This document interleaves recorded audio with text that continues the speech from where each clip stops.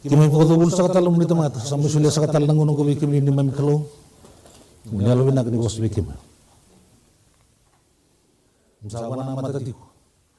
Ini kalau noa, nama bauta, nama baguninu, nama tentu ni sali waru tak naklo. Nak kini lagu, nak kini tobo, nak kini bala-bala. Nak lebih nak ditubir kimi mami matakan di kuah.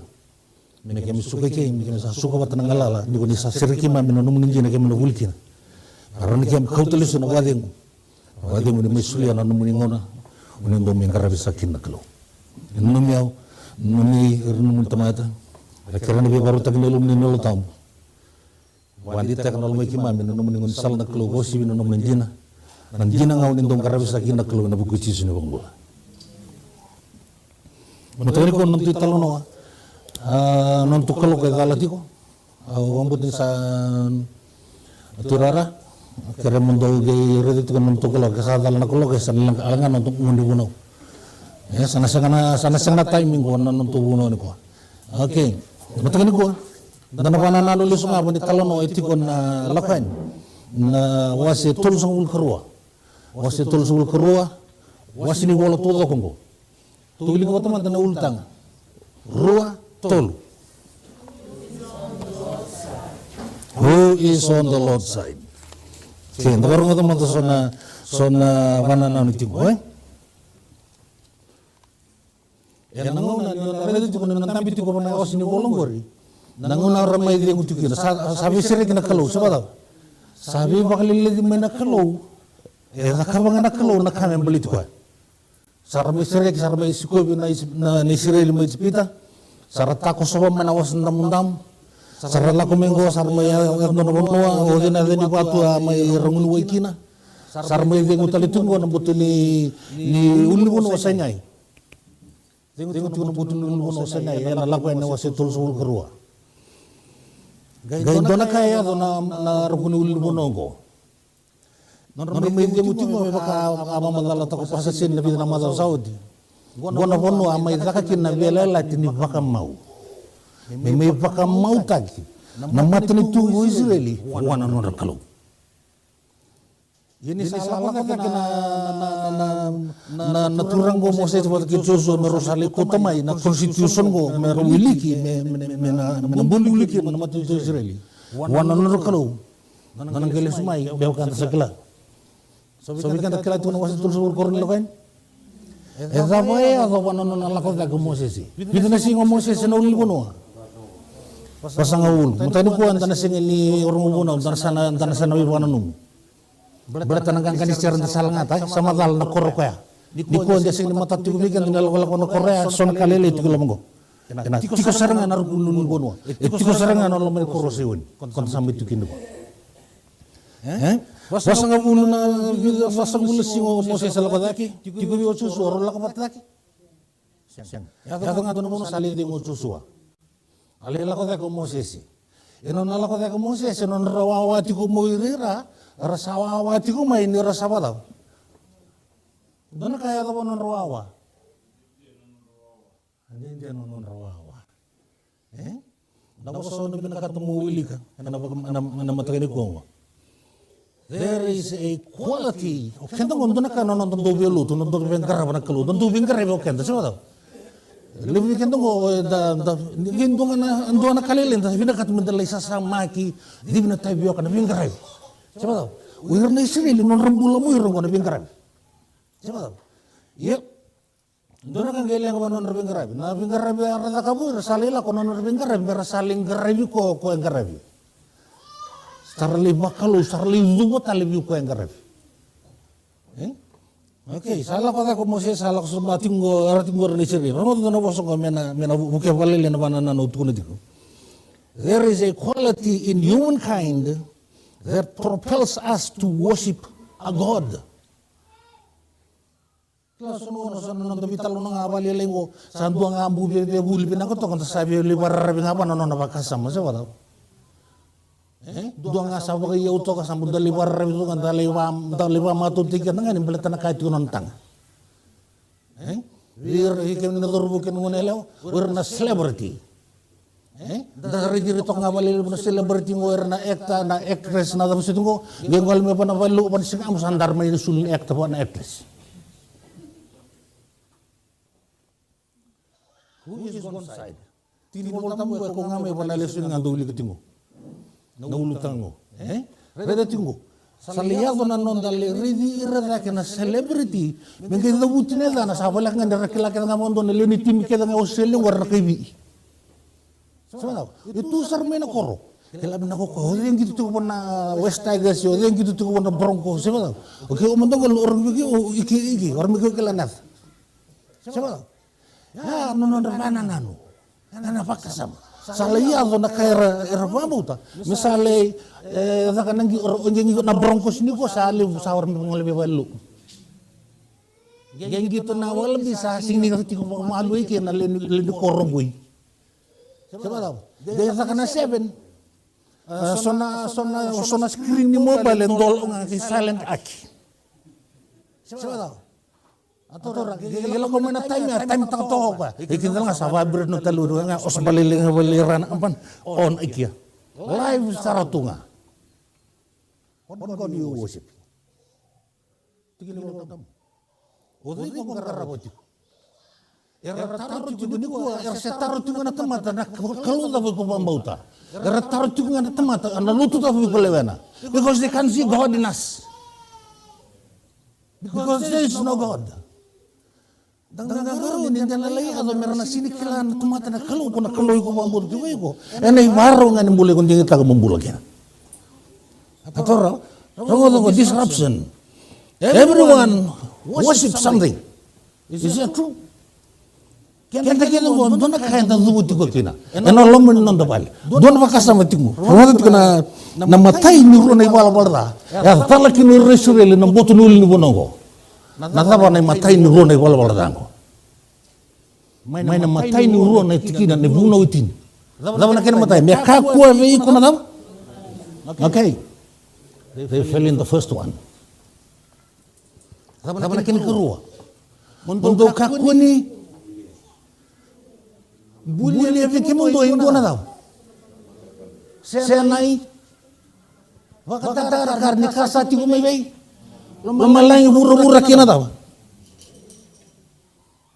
Patakita ko rugun na way ko tigo na rugun bura-bura mo. Sama daw. Okay. Pwede na ba kasama? Our faith journey is always in danger of being disrupted. On our journey, nanda journey mo, sama dala na kuro ko ya. Sama dala, yan ang seri. Yan ang kanta lang at, yan ang kanta mambuta. Sama dala ti ko na kuro ya. Yan ay lago-lago kinakuro ya. Dala to ko may urod na matinarun niliruan na matinibunong mo. Pero nga nakatu ko na siya masan wasi roti kinitini. You fail one, you fail all. Sama dala. Yuri na nakarangya ka na, yuri sirili nila ko laga. Beware of the things that gets in our way, for they can sometimes catch us by surprise. Beware of the things, because sometimes it can catch you by surprise. Siapa tahu? Rono na madal takat kundo naka. Elaya lo mena libisuki ko na kabatangay ko rede tingur. Siapa tahu? Anda rede ko na eso anda sasin ron leberat ko na Facebook. Siapa tahu? Atur? Asin raw salah ko tunga full on. Ida ka Facebook dollar ti mi wala ka kito sin raw mga takin talun. O tala ken dong girit yewen no na nga na miss call don ken girlis man. Sino mga takin talun. Ye ke ba ka ko sono bono oren na nakaka ba. On wasa mga sa katakan media no urang. Sama. Okay. Reda na bakasamya, reda man na sana redi rango na Israel. To sana la ko enay wala me buke bikin to na Patriarchs and Prophets. Sana la ko ngo. Awas na chapter 28 Patriarchs and Prophets. Rawadan mateni na karuni paragraph. Karuni paragraph itu ngo during this period of waiting. Atoro during this period of waiting. Natapos so endo ya do pananguni wawa. O diso bikin to enda sinro tanawawa. Ganawa sila bikin to ko. Tausan nguna. Sama to. Sinro tanawawa. Ini satu tinguman yang begini mula, dasar itu tikunon sabole kan lesu menaklo. This has to be a practice. You have to wait. Atur, wait for God's time. Atur, kaya kusutunga kino non rubula lebenda, ya kusutunga ng bulan ni dikaketangan. Dakangan tu na kaisin leta vauti ba? Oh, vauti. Betul.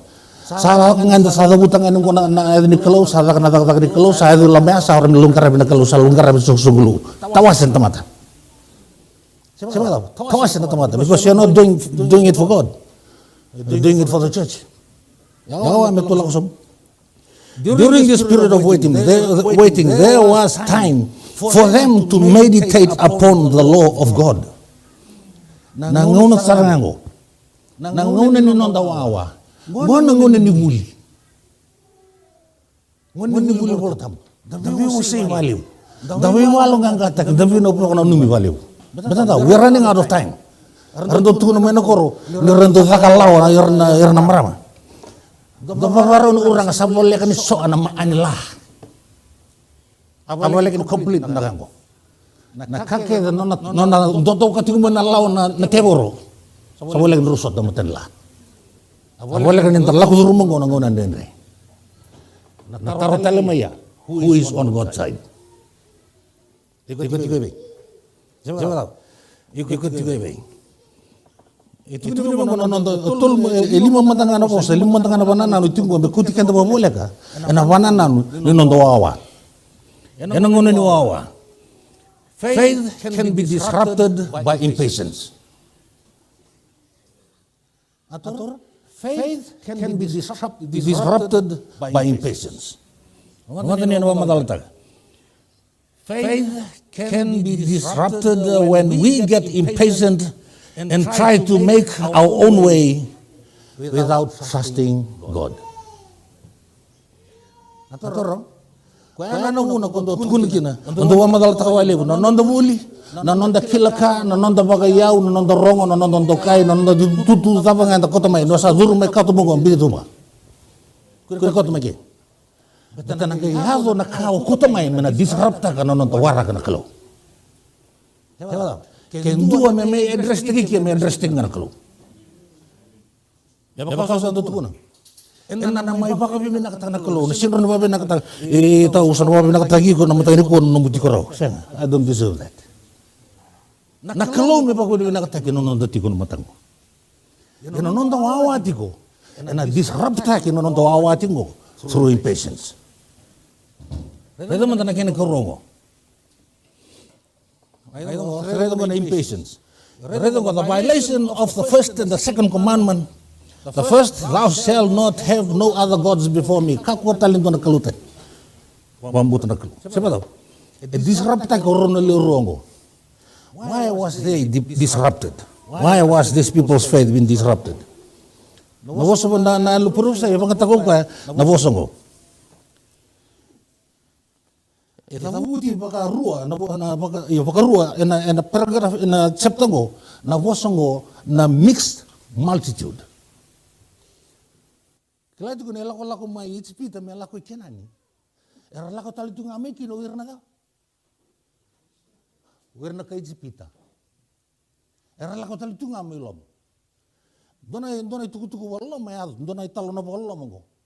O kala tu garan da wilika, ele tolundul era mati na singa, siapa tahu? Tolundul era mati, ngua ko era na tudake, mer du, mer ko instigita kana du ba nang karabi kalau na bulma ka ungo. Yang na alu puru bisa sengin tukuni ni sengin ni wiliki na oira na mo ko bertongo. Sarot me pa matiran tamat na kalo. Siapa tahu? Era sini wili ko era na tuda ke mer salita dalla kango. Kinto sin don me todu na kalo mat kau. Siapa tahu? Rongo na bosa tukuni ke. They were impatient to be on their way to the land of promise, of the promised land flowing with milk and honey.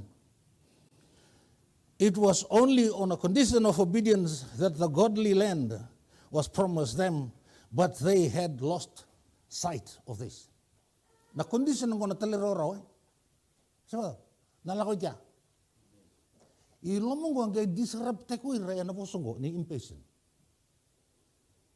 Kento ngo ni tangkara na kalau inta lukile ni tama terliro se ba.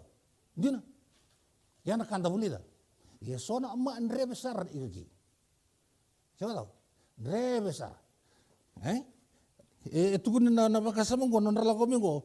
There were some there were some who suggested I return to Egypt.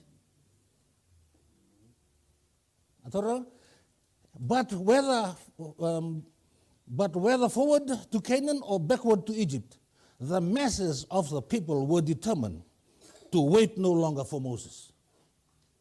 And the Lagokiananis and the Listali Egypt, we can wait. Siapa tahu? Kena wamuria mai nawasi ni bola tambu ya, nawasi ni bola na lako ya nawasi tol sebul karua. Dapat orang itu guna veron. Dona kara tu guna veron. Lisa?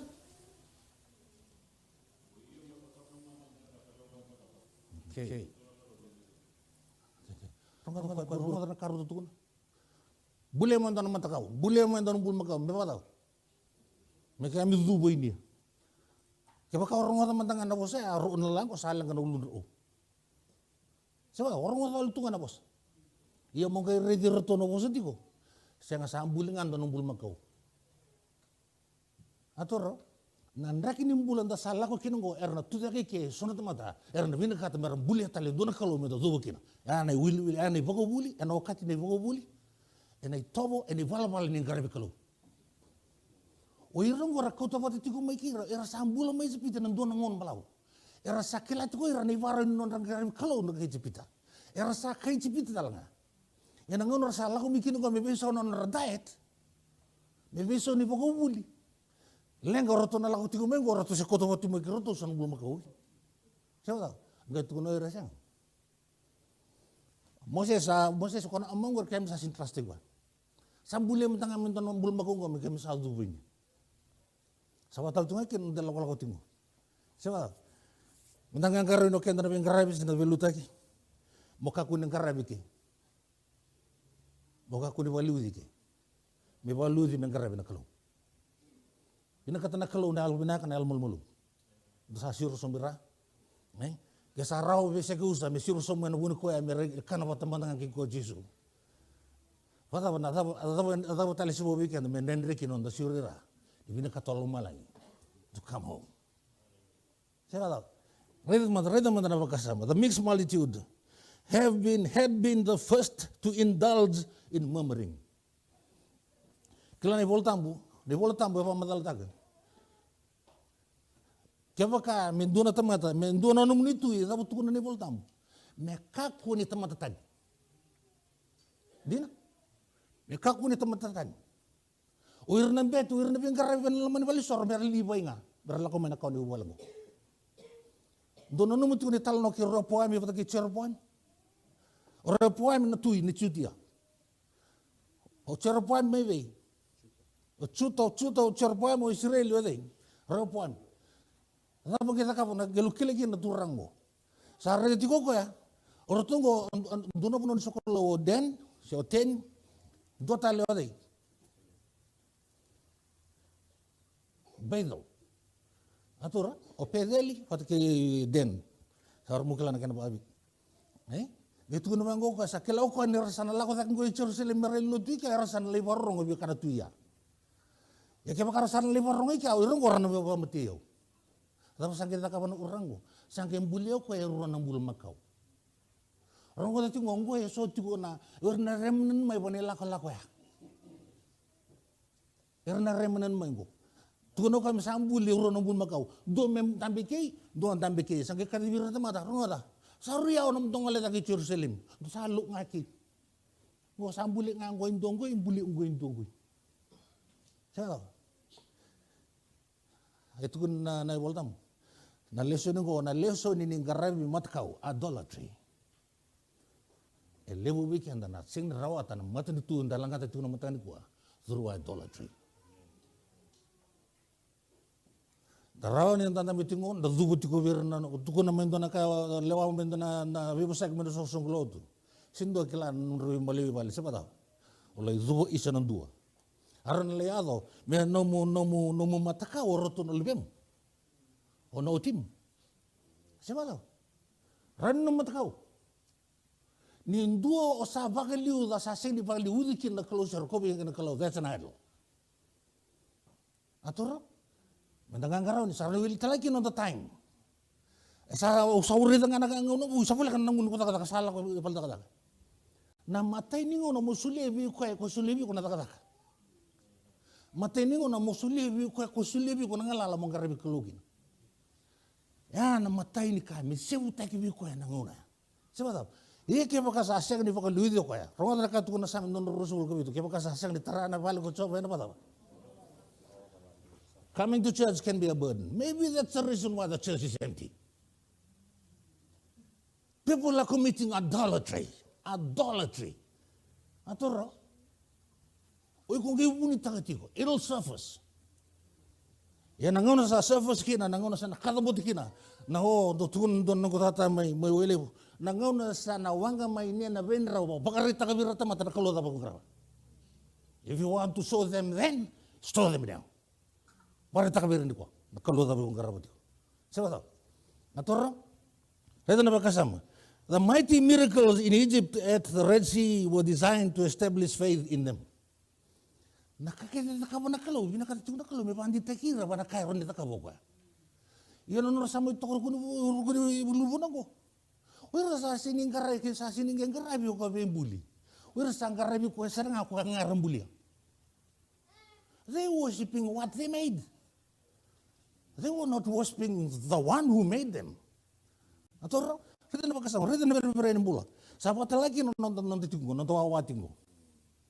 You can be worshiping maybe a name of a God, not the one that I believe in. Atoro, rito na makasama. Sa tugunin ko, rito ko na disruption. Kotal man na karuang ko. Faith can be disrupted by influential people. Is that true? Some very influential people in the church. Atoro? Ni satu ko na when they say something, that thing has to go. Yan, natin ikalawang karabuti ko. If that's you, you won't last long in your worship and your journey with this God. Ayun ko na siniwala kong pala. Nailawalan ko, you won't finish this journey. Rumah tanah nuli katali. Faith, rumah tanah nabagasa me ni tikito.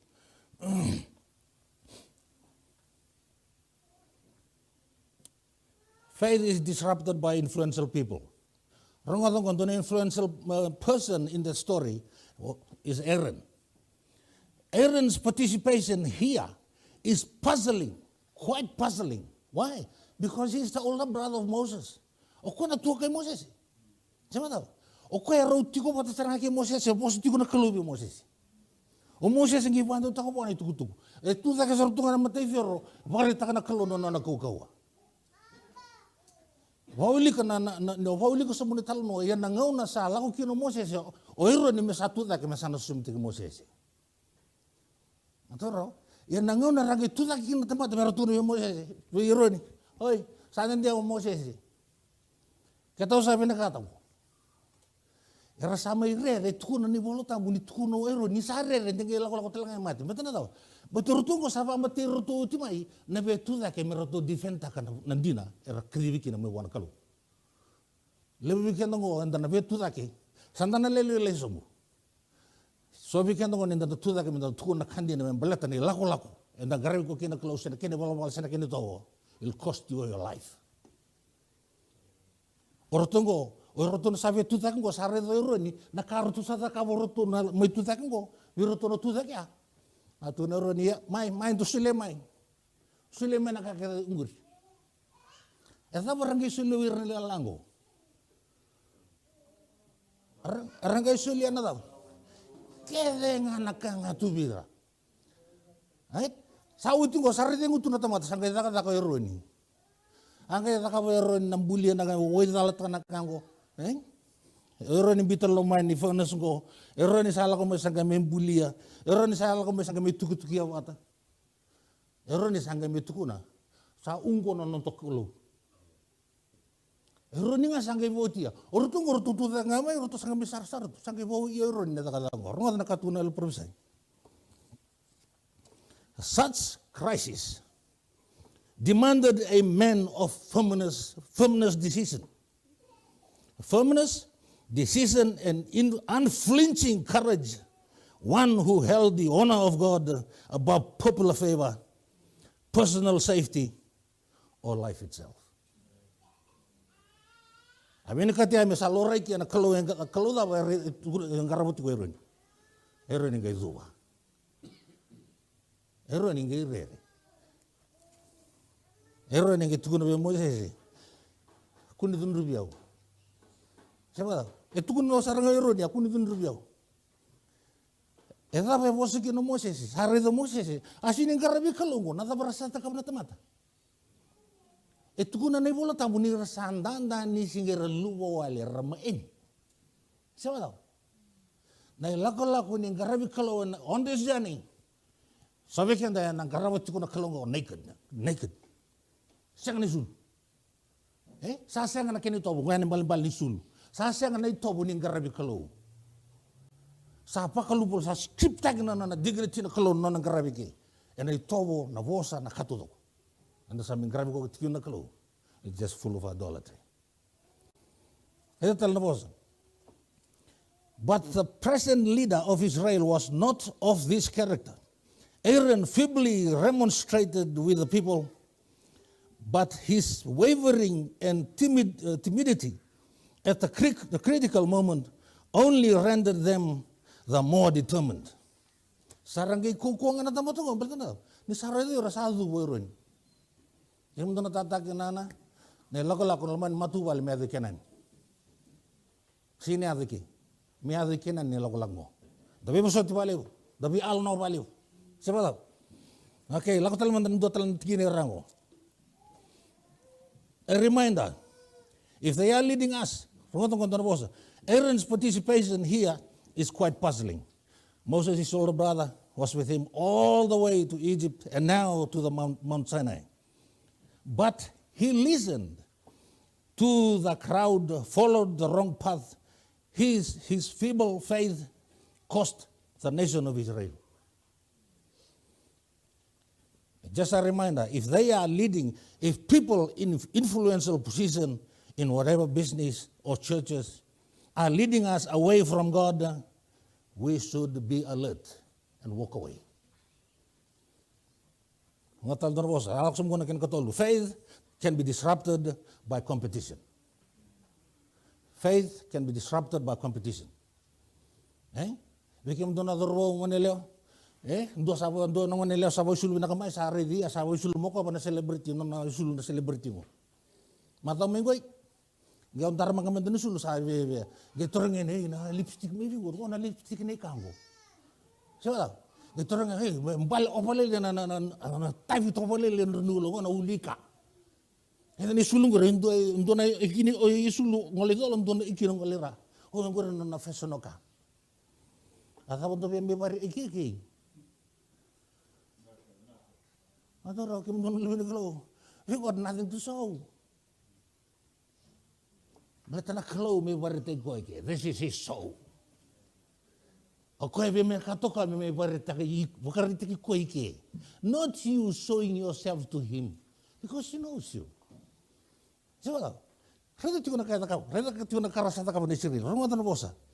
Faith can be disrupted by competition. Boleh mo toka ngango chove, boleh mo toka al ngay sanundong yasil. Boleh ngo yan doon na Ford Ranger, boleh ngo yan doon na Jeep. Sama tahu? Asal untuk visi giingui. Beleta na kai ko bulia. Senga nyo na kauto tiko watagi ko metamundo. You have to take someone who will be there all the way, and that is the God I'm worshiping. Lako wataki na kalongo because he'll be there all the way.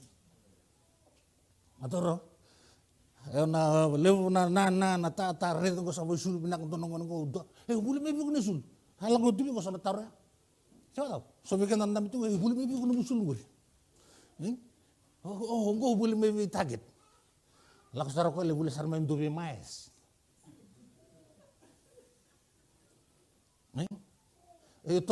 toreng e wana untuk nangon sawit. Bule me no musulo, bule me be lifeline.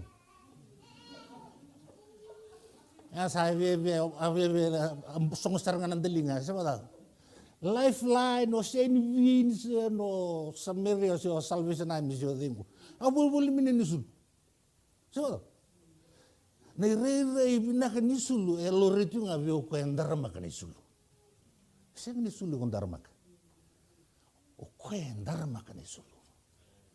Siapa? O kendo ko endangarabu tiko dona kalo roni bebo kanisulu taki. Why compete with others? Why? Siapa tahu? Competition mati kina orang no bitin o de mati biro mo ni pakatiku.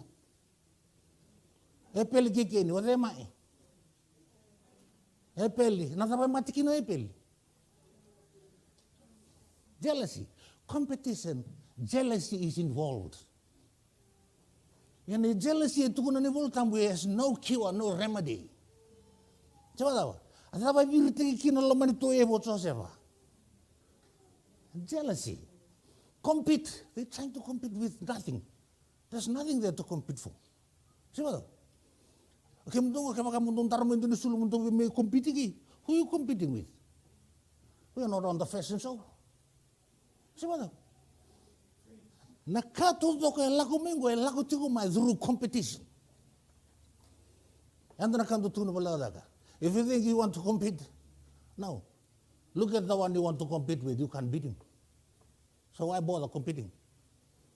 Siapa tahu? There's no competition in heaven. So if it doesn't apply there, don't apply it here.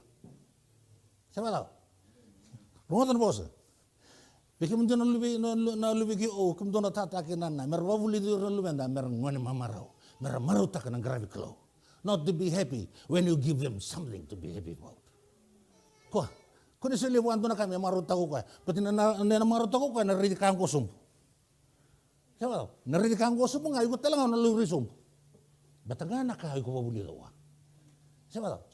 Nak kau tiku minggu itu kita. Era kau tu tiku kami. Uirang era kau tu tiku main. Ya reda nak kasih kami atur kunul kuno.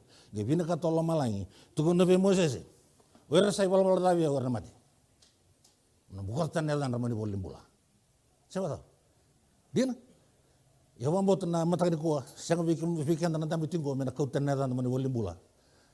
Kanda bayu tak kau malangi turang kiam sadala. Kiam bina kata kiam lagu nak kor kiam salah ngatoti. Sama dalu itu nak kor. We just have to go there. But how can we get there? You are worshiping the God who owns everything. Transportation is free. Transportation is free. You could just raise up your hand and say, Lord, I want to come. Antara, orang tu mesti langsung. Usai lagi kata ni sember ni ke rutu lagi ke selalu turun rawio na metotol lakagu. Ya, sana ke na bauti mentang sebutal tinggal rua. Kira katol, kira kapa? Faith can be disrupted by unyielding spirit. Okay, unyielding spirit. Asawa na unyielding spirit ko matain vuno embasi ka kina na boso ko stiff-necked people. Na matay sarang ini vuno asabuti na boto ni urukunu vuno ko sa dai. Siapa tahu? Dinesen. Tukuni kina. Ya na matay sarang ini vuno asabuti kina. Yarang ko na kau ni tamatun domanga. Are? Mungo na bosa. Etu kini ko na. The Bible says the Israelites were an obstinate people, stubborn, stiff-necked. This term is used repeatedly in the Old Testament, but this is the first time where it was written. That's the first place where it was written. Okay. Written na posong ko, repeat tak na posong ko, stiff-necked people, may ado sarangan nga una. Elelo ubir lagi sarang don ama animate, but ni tukuna talang abir mata. You people are stiff-necked people. Who's this man? Siti beni, dorong tigo mati mata mo siti beni. Dokela tigo no siti beni atalo no taka. Nangono sakau de kina wana council, de talo no tako ko na history ni buno Israel. Kay talo no tako ko na yalo engaravi kina kalo manila ko lokaya me domingo, itu kuno ko me do sarang mingo. Kimo do sita matan do mongati ko. Arangay alo lebu na ilalago, arangay wabir liki wana ba. Alo reti ko na taka na wasi vitu. Tigine lim sa bukan dua lako sumani tigine lim sa bukwa. Mana lim sa bulka lima kina ono sang bulu. Gitu ko ni adaka na bibir, adaka na bital nongo. Dambe toka na sani bono adaka kina bibir ngo. Endo nongone, dora dorbo, odene dana. O saula. Itu ko nangon sa abir lagi na urang ko sitibeni. Tapos sa itu ko na o sitibeni wana kalo na mas. Toto po tanga nakatuno chisu me kaliwari sa wala. Ato garasa siya ni klan karsa kita. Ni toro na lo. Sa wala. Bikenda kaya nindo biala ko lumalangi. Yan ang aga ni masu mendano numati ko. If there is a time, sa sinra we can go forward, we can go backward. Say that prayer. Memorize the prayer. Yan on ramasu na tamata, wanting to go to heaven. Arapamboto na kaloro ni taka na kaloro. Ngon sa ko som. Na 2 Chronicles 30 verse 8. Do not be stiff-necked as your fathers did. Arito na stiff-neck mo banga taki pokon do may lome me ta sorto na takni ko. Matakni ko sa na may daw talangan weekend to. Saro to nang domonga. Siya daw. You have to let go. Eh? Okay. Dutalo sa gibang taki.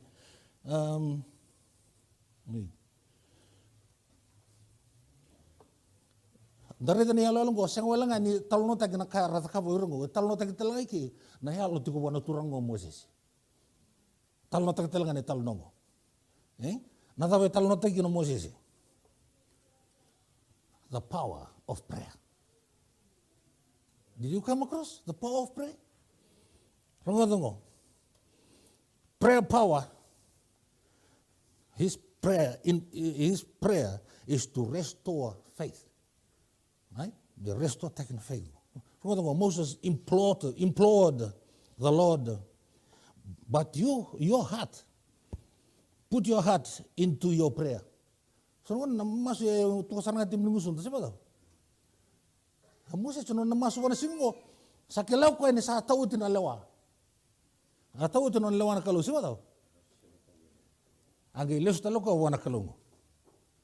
Ator gi masuk taloko. Imas tolo ko sule saranga maso radon bor saranga ko na loman. Pray with passion. Atoro, pray with passion. Pray for others. Pada anda pamur-mur itu na masuk ko. Ayo rakyat rambutan na kalau yan pananan ni lutungo. Go na karata ka. Do masuk lekir na baganda. Ngotong ko. Pray for others. Pray with divine purpose. And wasi tol subul kerua, and tin kerua. Pray with divine purpose. Yeah? God was to be exalted among all the people. Atoro, ina matana tutok na tamata kay tukuno mo si Sibira, do at yung osan lakadak. Osan lakadak mun limas, mun likra na kalong. Du bo saranga mo si Sibira, kere saranga na kalong. Ngono na bo sa pangatag. God was to be exalted among all the people. Moses asked God to consider what others would say. Hando na bosa leo, siapa tahu? O kuya na boso. Gitu kuno ka turanga, albi na kamuni baka sama total man na musa na baro wato dan lawango. Dobili ka na wasi tulsul korin lakuan. Ni baka sama takalis talaga. What will people say? Siapa tahu? Ena el prophesy, ena Patrickson prophesy akan wawuli ko sa mo. Gitu ni bangko nata parna tukuno irongo. O kimuni ni kutir mai jipita. O ni kutir nga mai muni mi pamatiri ki. This is no justice. This is no love. Kana pun gitu kuna kina kalau yar ko sanga sa walwala dabe or ko tan na na mani wali mula. Gitu na tala no Moses, sa gitu na tala no Moses. Kaya baka indo ko tan me ko tan no ngweo. That's why the message today is about the God of Moses. He stood up for the people. He stood up for God. He stood up for faith. And he stood up for the truth. Pray with divine promise. And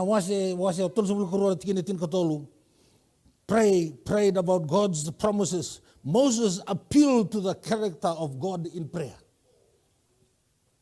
Kemuningo.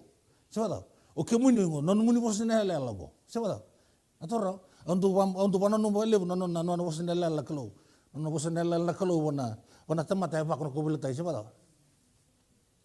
Sanga bobo partai sanga sinyo koya ni kuanga. Sebab ya no bos ne la no mi tiko no ba kasama. We receive glory already even before glory turns up.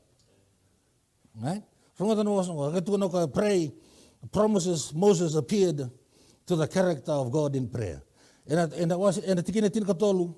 pray with divine words. You couldn't want to tell us no was an aklo. Masuwa, pangatakatali wana no wasa. Wana ni mikuatal manda, ngoturang ano muni wasa. Hiyaw sa may panananutungan ko, panakanga ni tukura. From what wasa. Pray with divine words. He reminded God of his words. Though he didn't have a Bible, he prayed from the story about this God. Kalau na Israel randu tal nota kana kakek lagu tumi go kakek non rebo buli kanga ai pasi tagi mai siba tau. Ko sanga bone bol tabu. Ina kanga tu no go bona kalongo. Ngo na kimuni tal no na kalo. O kimuni na turang ando woso to bone ni. Do zunu malua. What happened now? Siba tau. Besu takasarangan loma na kalo siba tau. Atora no senga ni no numira ta mata no numi Moses ni baka no numi ko tali. Atora, ya, right dalam mantango. Tukun sa loko na tikiritin ka ba? Pray until God responds. Atora, pray until God responds. Rongotan boss. Don't give up because God listened and relented at this moment from the plan.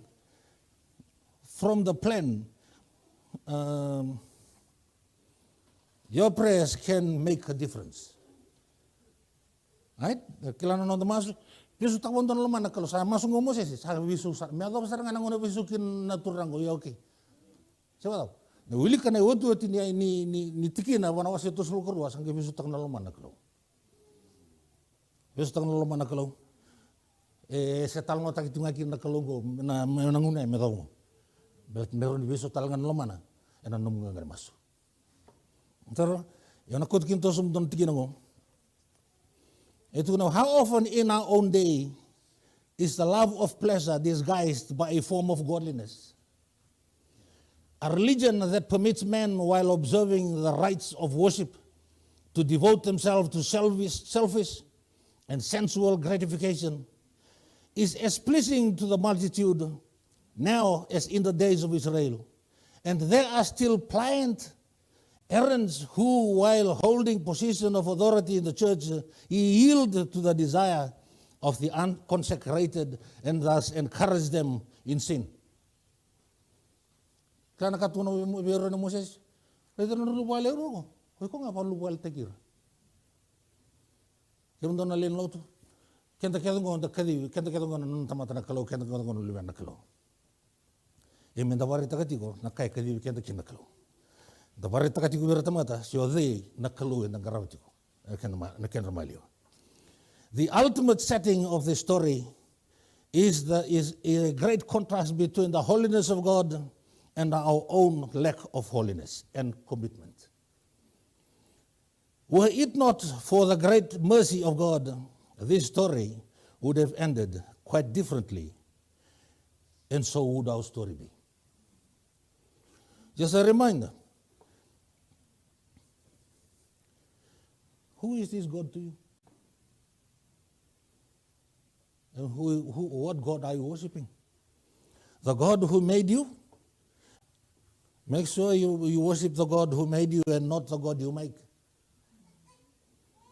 Who is on your side? Who is on God's side?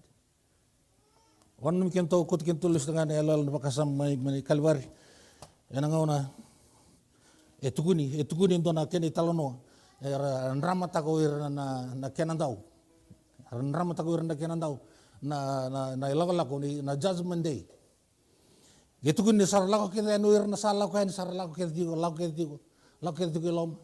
Kon justification by faith and katodo ka arlako tugen. Lako sorten ton tamata mo. Giturungen ko ya. Ay. Tori ngama to kento kon tala kon tono pon da immigrate gen da la sumuna airport. Tori ngo where's your passport? Kuno ka I don't have any. How did you get here? I don't know. Go kona tamata ko was in the middle with the cross. Tori ngo awa we go will tamu sem. Sem. What is Bible study? We go baptism. What is baptism? Justification by faith. Did you go through this channel and that? But I don't know. So how did you get here? I don't know. Lako leko mo supervisor. Leko mo supervisor. Did you know this man? No. He doesn't have any ID. Do you have any ID? No. How did you get here? I don't know. So who brought you here? I don't know. Harto birya korto. Aleko talmeso, sarametorin ko. But how did you get here? You have to go through this process to come through those gates. How did you get here? So now I don't know anything about here. About how did I get here? But I know the man who told me you can be here. Au sinikila ula ko pa ba mai ke. Wa ko na tamate ba ko na se chisu. Esa kana kenan rama. Gitu ko ni sarataro na tamate listu tabi ko lomala gugal ka ba mai ke. Tuno ka usin kala. Oi ko bulbul tambu sem. Usin kala na bulbul tambu. Ale ko may ono tumboso na security. May torong.